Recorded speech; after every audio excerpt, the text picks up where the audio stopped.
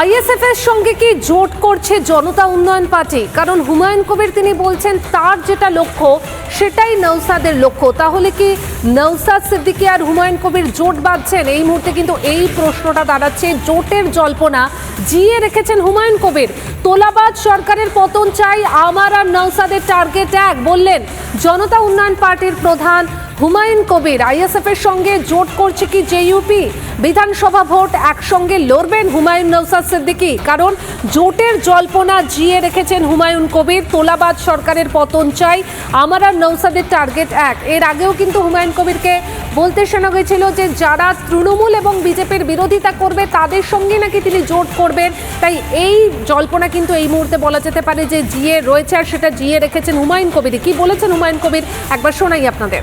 গত 2021-এ নির্বাচনে জোট হয়েছিল জানেন, মার্ক্সবাদী Communist Party, INC, National Congress এবং সেকুলার ফ্রন্ট।